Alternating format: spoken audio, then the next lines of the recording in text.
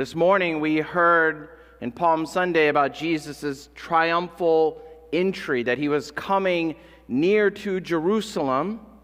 But if you read carefully there in the Gospel of Luke, Luke doesn't actually have him triumphally enter in directly to Jerusalem. He stopped with him weeping over the city because their sure demise, that they would not receive him. They didn't know the hour of their visitation.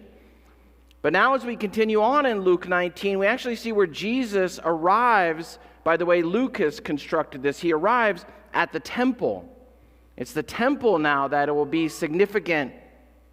And it's so significant in Jerusalem that it came to symbolize Israel itself and the very center of the authority of Judaism. And as Jesus arrives at the temple, he has arrived at home, as it were, because he calls this his Father's house. And strangely, but not surprisingly, it's right here at his Father's house that the Son is going to be criticized and cornered with controversy and even murderous intent. The Son is going to be rejected as he's standing in his Father's house. Jesus has come home to his Father's house, but this house is going to turn into a battleground, and there will be no neutral ground. There will be some people on one side who are hanging on his every word, and people on the other side who want him to shut up. Much of Jesus' Passion Week in the Gospel of Luke is going to center around and take place right here in the temple.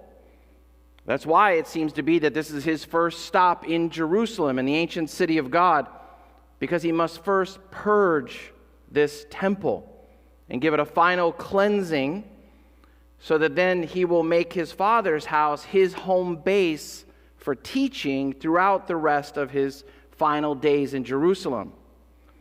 And true Israel, the true sons of Abraham, will receive his teaching and receive him as king, but those who are set against God will violently reject him. And the shocking part as you go through the rest of Luke this week is that Jesus' greatest opposition is not from Rome. It's from within Israel itself. And really, when you stop and think about it, Jesus' greatest opposition is not really from humanity at its worst, but humanity at its best. It's not the tax collectors and the rabble and the prostitutes who have such a big problem with Jesus as king. They're hanging on his every word. They're coming to him crying out for mercy, but it's the elite, the top echelon of Israel, who's hung up about Jesus being the king. The religious elite are going to push back the hardest. Those who feel that they are very good people. Those who are very well trained in Torah and Scripture. And those given the highest authority to serve God in Israel are actually the ones who are not listening to God. And none of this is surprising to Jesus, though, because he had told his disciples all the way back in Luke chapter 9 that the Son of Man, he must suffer many things and be rejected by these very people, by the elders and the chief priests and the scribes, and be killed, and on the third day be raised. So the Son of Man knows that these people will reject him, but he's coming to die for their sins too, for them, for the very people who have turned his Father's house into a den of thieves, the very people who are so upset at people praising Christ as he entered in on that colt. And it's with these people that Jesus is now going to engage in a whole series of debates. And they're going to keep trying to entrap him, especially with a controversy concerning his authority. And Jesus is going to answer them bluntly and truthfully and clearly. And he's going to answer them with questions and parables and very practical answers. Let's start to look at some of that as he cleansed the temple in verse 45. And he entered the temple and he began to drive out those who sold, saying to them, "It is written, my house shall be a house of prayer, but you have made it a den of robbers." Luke here says nothing of the buyers. He only talks about the sellers. And these merchants in the temple court were money changers, and they were sellers of sacrificial animals. You see, to make the offering and to buy the sacrifice, you had to only use a certain coin that came from Tyre at this time. So money had to be changed. It was a very practical thing so that the offering could be made. And it was convenient then to have these people close to the temple so the sacrifices could be made. You also have pilgrims coming from long distances who aren't all dragging animals the whole way, so they're going to buy them at the Passover. But the problem is they're not just close to the temple, but they're in the temple courts, and it's making the worship difficult or impossible. After this, later on in AD 66, Josephus, a Jewish historian, says at Passover in 66, there was 255,000 lambs slaughtered at Passover. Just the lambs were 250,000. So you could imagine this is a massive business. It's noisy. It's disruptive.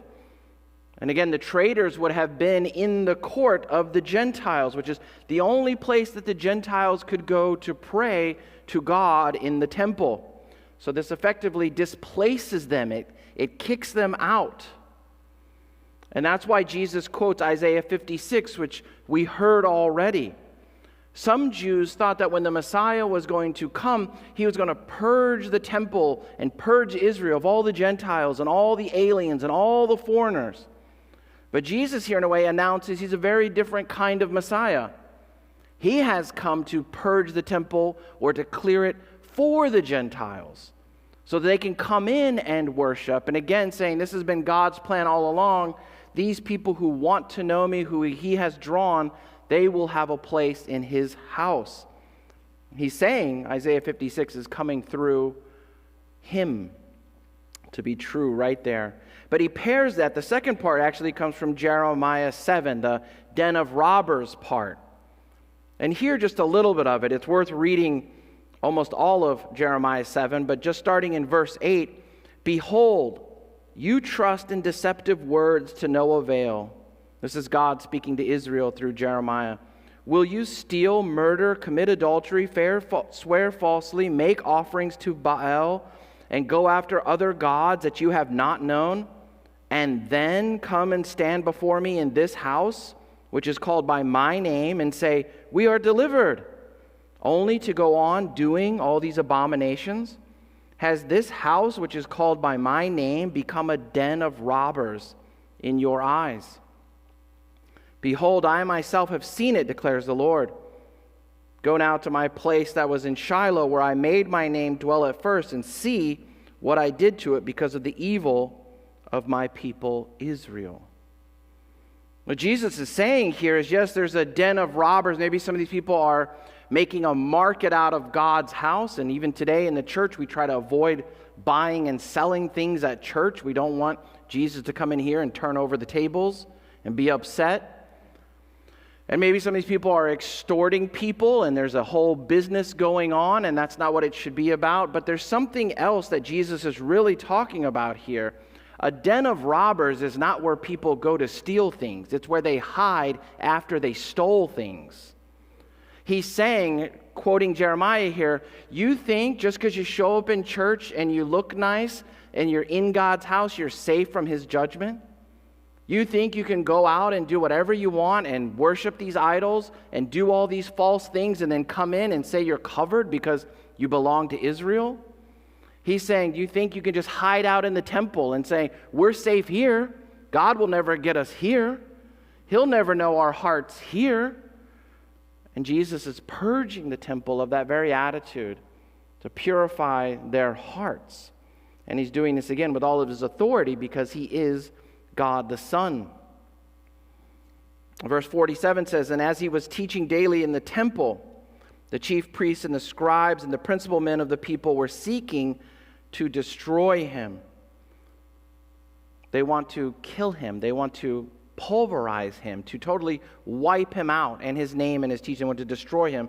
Verse 48, "But they did not find anything they could do, for all the people were hanging on his words." As we'll see through these verses, the people, the leaders here who have a problem with Jesus, They're not really so much concerned with Jesus and the veracity of his truth and his authority. They're really worried about their reputation. They're worried about the people. They're worried about the consequences. And they find nothing that they can do to stop Jesus because he says he won't be stopped until he accomplishes everything that he came to do. Well, let's turn over to chapter 20 and look at verses 1 through 8 as they challenge Jesus' authority. Jesus is doing something very normal for him in verse 1. He's teaching the people, but the chief priests, the elders, and the teachers of the law, they question his authority. Verse 1 of chapter 20, one day, as Jesus was teaching the people in the temple and preaching the gospel, the chief priests and the scribes with the elders came up and said to him, "Tell us by what authority you do these things, or who it is that gave you this authority." Notice that Jesus is teaching, but he's also gospelizing here. We might not think that Jesus shares the gospel, but he said he came to proclaim the gospel. And here, up to the very end of his life on earth, he is professing the good news about salvation and God. And he's doing this all the while people in the crowd are seething and looking at him with disdain. His enemies are there. And yet he's preaching the gospel to them. And this is very important because even as his enemies are trying to trap him and embarrass him and cut him down in front of everybody and even accuse him of being an instigator against Rome, he's standing there preaching good news to them. It's almost as if he's saying to everybody in the crowd, even though you deserve to be utterly destroyed, there's still time for you to turn and believe in God's Son, to honor and turn to him in faith. But they, the leaders here, are questioning really by what right he has to do any of these things, to cleanse the temple. What gives him the right? What gives him the right to teach? He's not authorized by the Sanhedrin, by the scribes, by the leaders of the temple. What gives him the right to heal people? What gives him the right to declare that people's sins are forgiven? And what in the world gives him the right and the authority to say that he is God and that his words are synonymous with the words of the Father? They send out this delegation from the Sanhedrin to find out about him, and they're rejecting him. Now, humanly speaking, this is very powerful. If this delegation from the Sanhedrin, which ruled all the social and political aspects of Jewish life, Israel's life, if they endorse Jesus, it will go a long way, humanly speaking. And if they reject Jesus, they have the right to kill him by strangulation as a false prophet. But the question comes down to really authority. They're saying, Jesus, you're out of bounds. You're out of place. You're out of right. You have no right to be saying any of these things.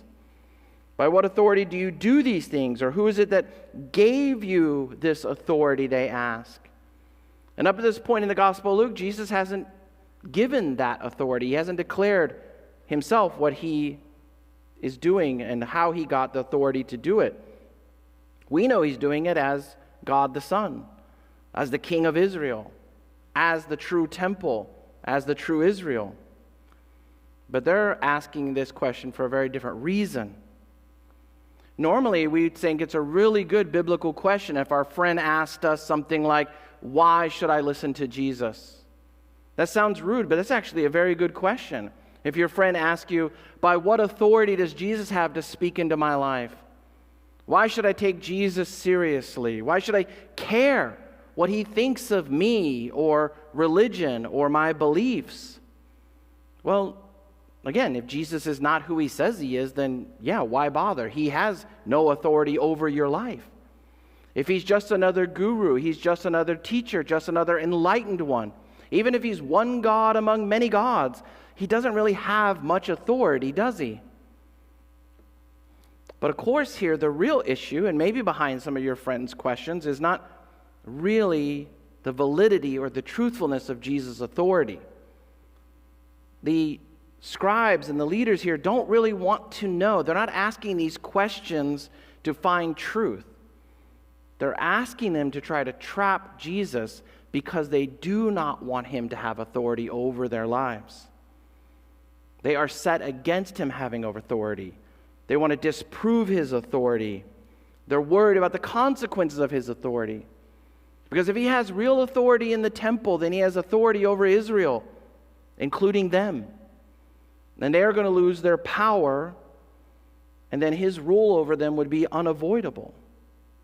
So this is what they do. They attack every claim he has about authority.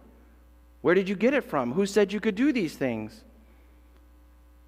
And in one sense, again, we should all be asking that central question: by what authority does Jesus rule over me?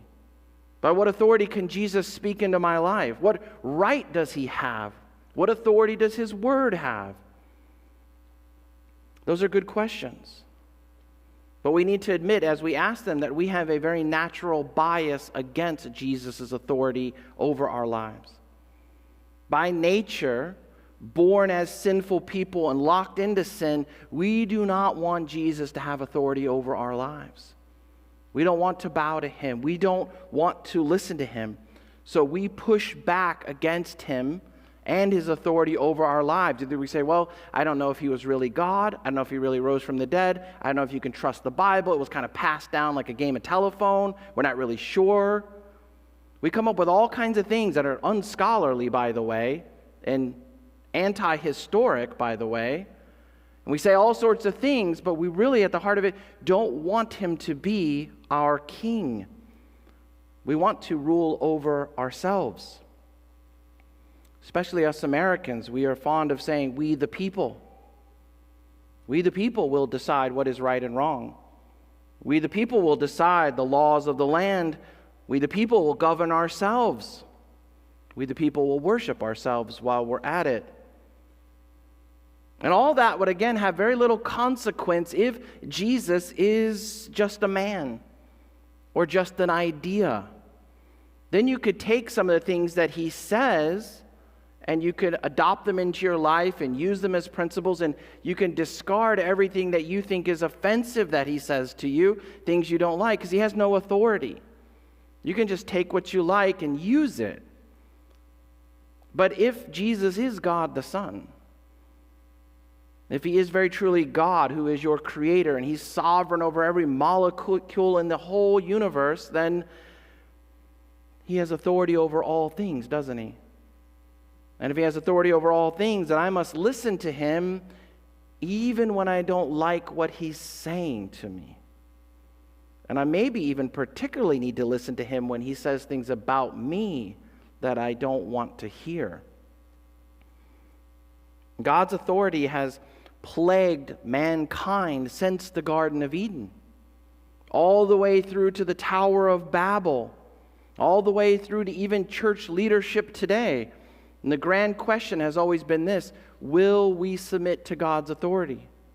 Will we let God be God in all things, in all chapters, in all aspects of our lives, and bow to him and what he says? Will we trust the authority of his word? And if you're listening carefully, immediately our hearts have an application.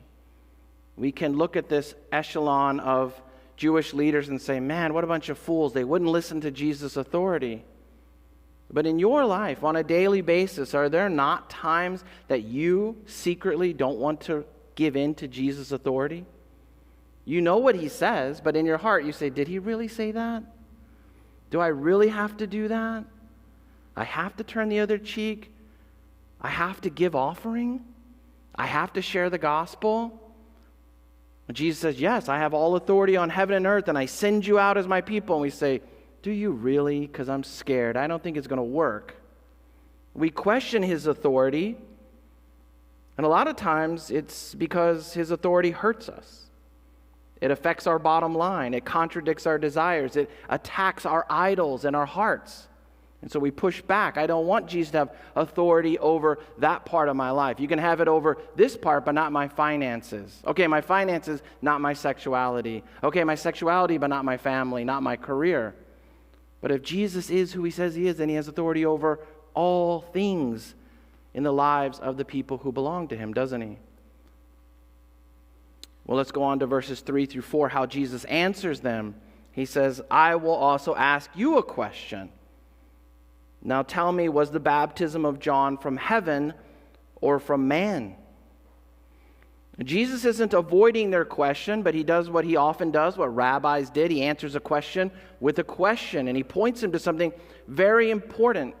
And he kind of corners them in a yes or no situation.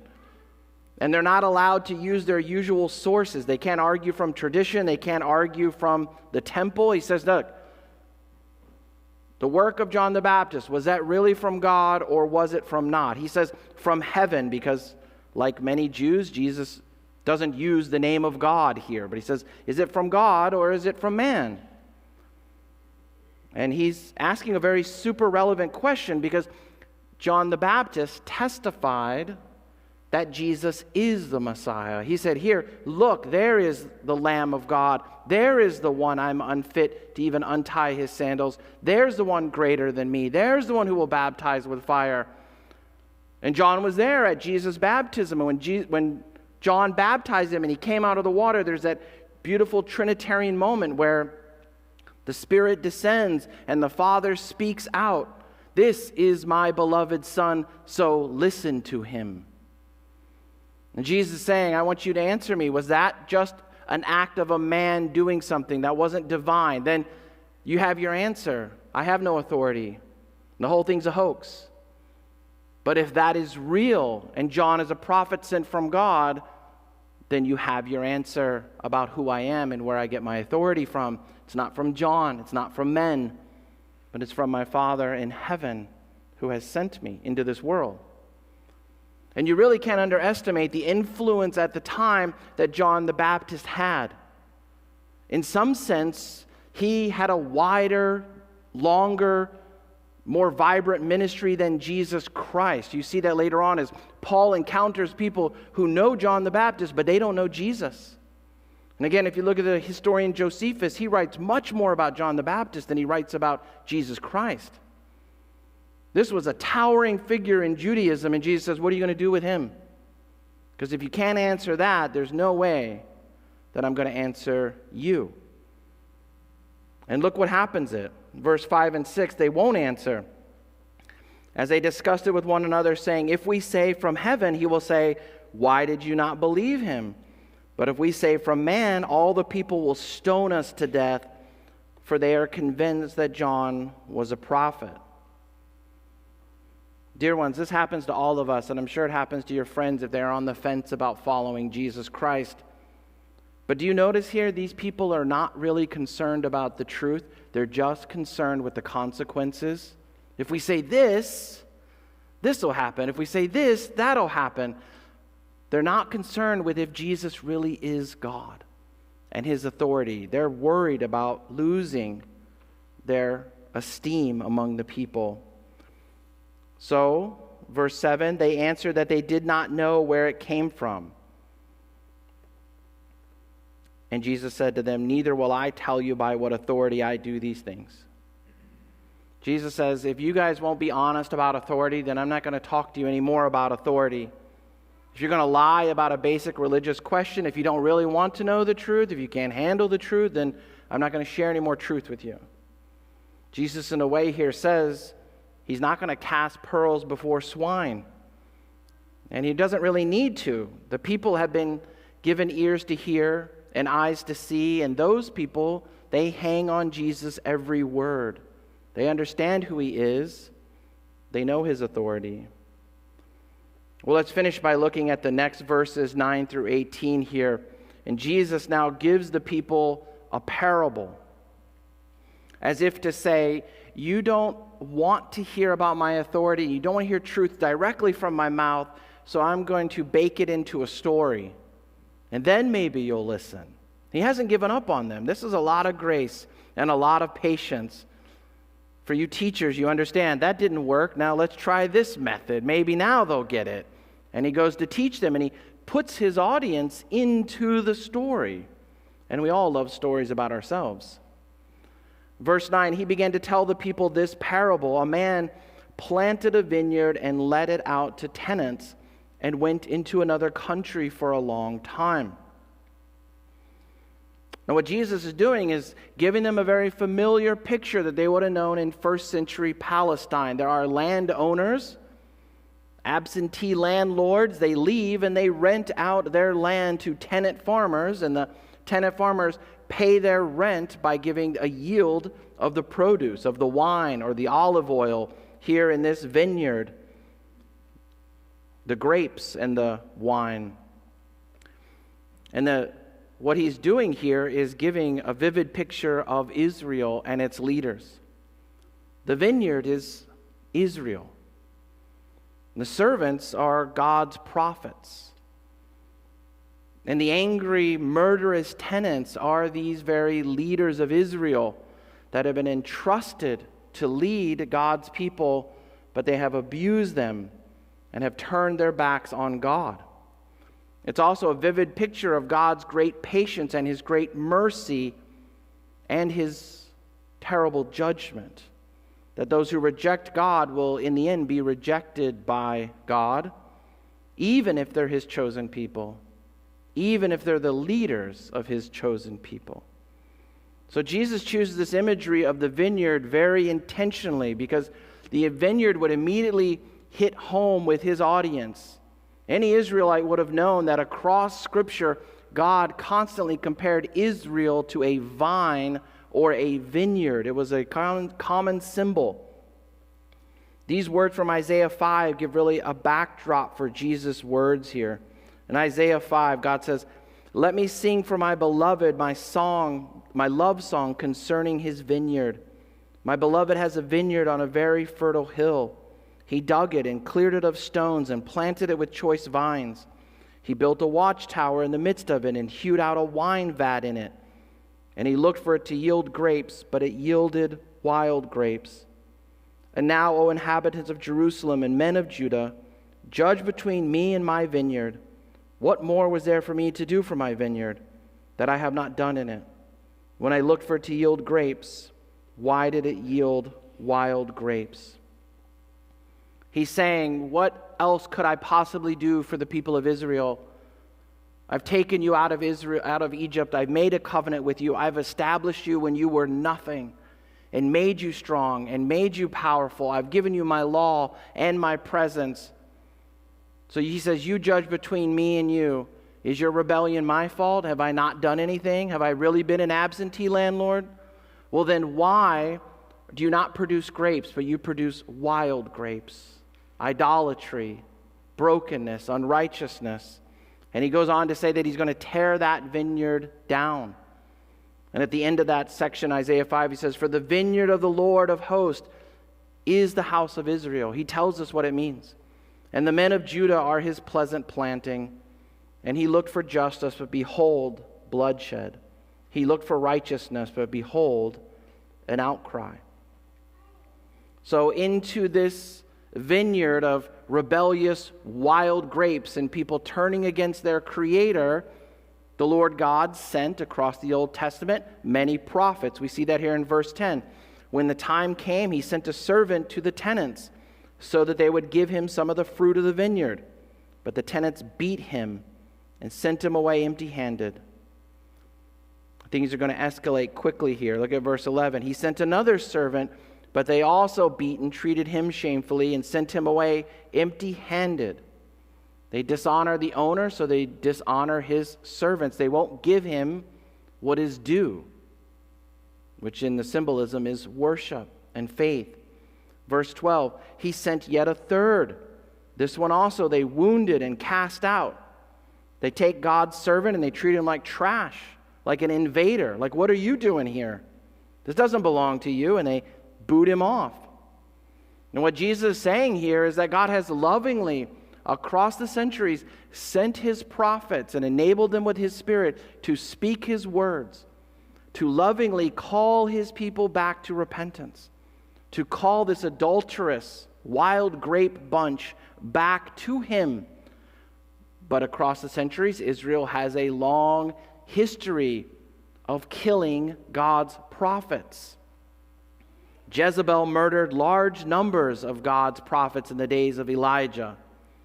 Jewish tradition says that Isaiah, maybe the greatest of all the prophets, was sawed in half by King Manasseh.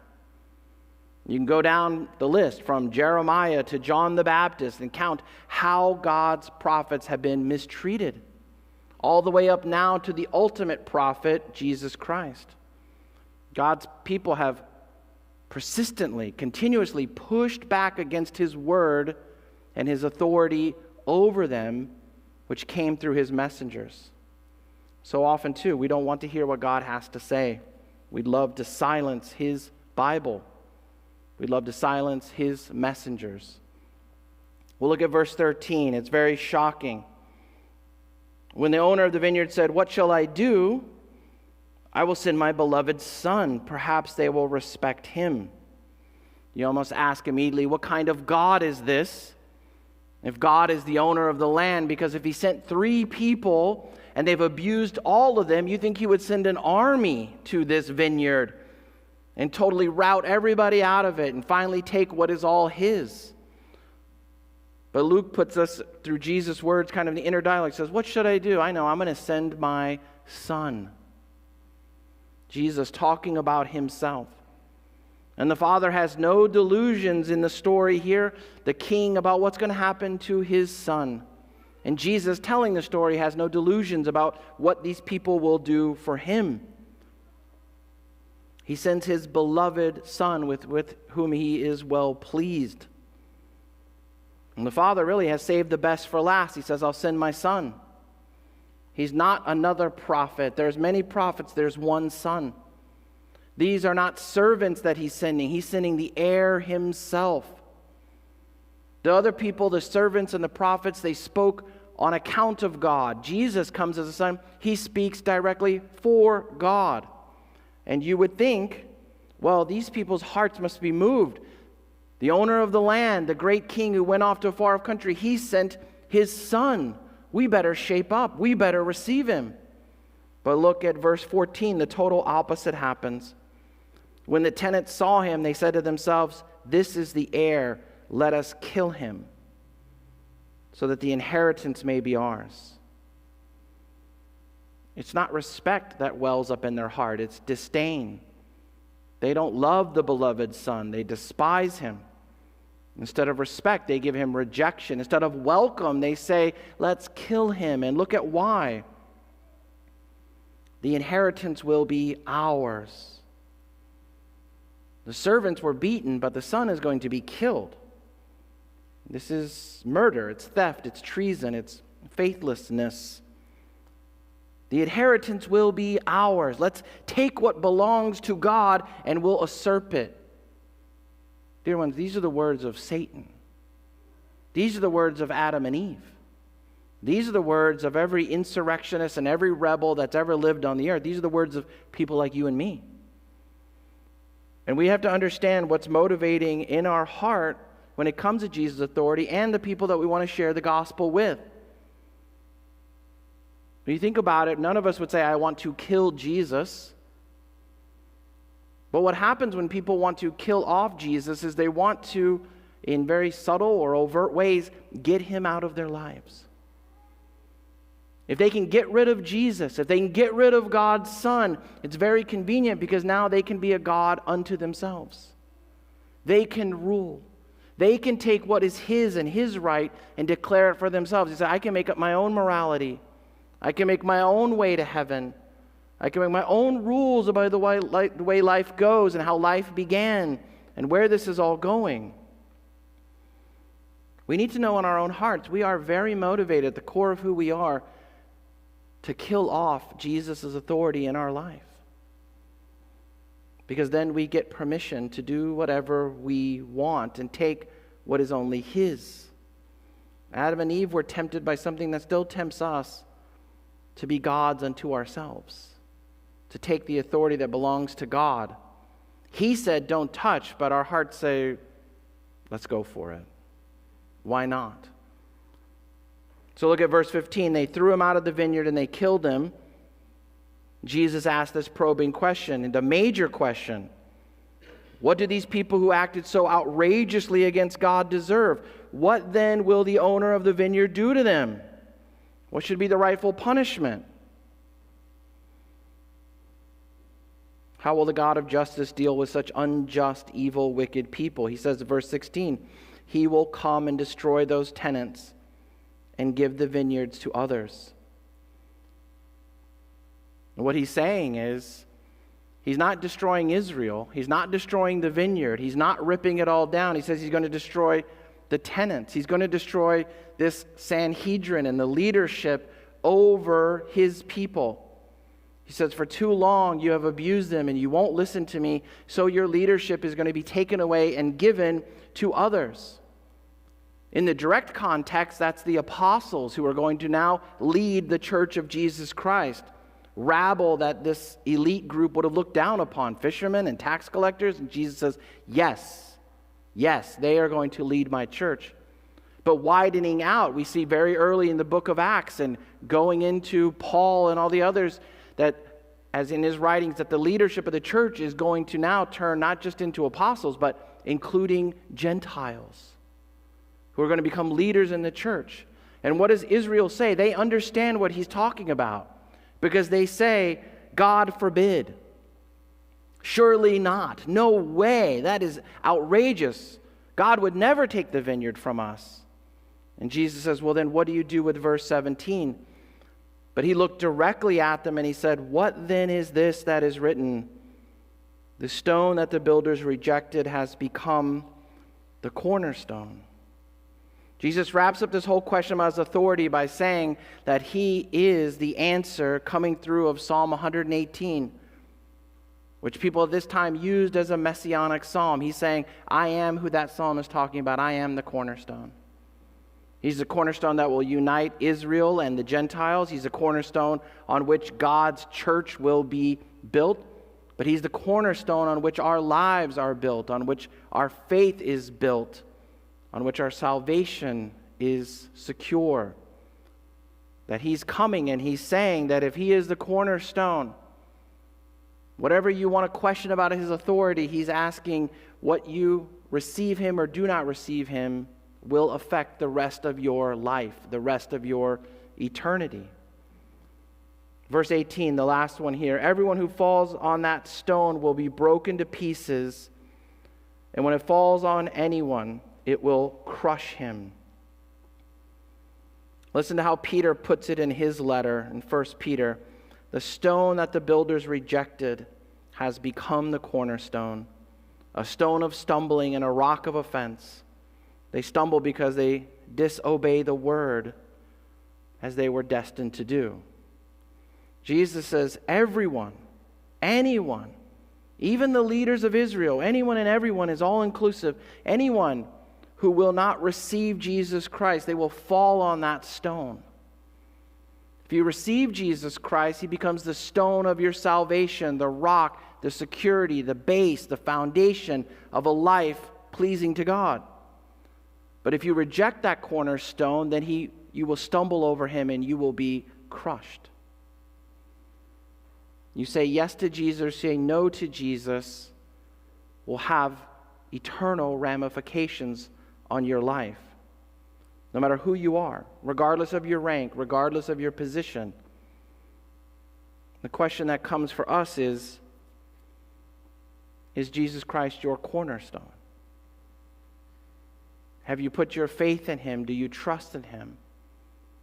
Then walk securely that your life will not stumble. But if Jesus is not your cornerstone, know this, you're not safe just because you come to church. You're not safe because you call yourself a Christian. You're only safe if you have put your faith in Jesus Christ, and he indeed is the cornerstone of your life. Jesus wants to be clear here that there are eternal consequences to how we receive him, how we listen to his authority, how we righteously fear him.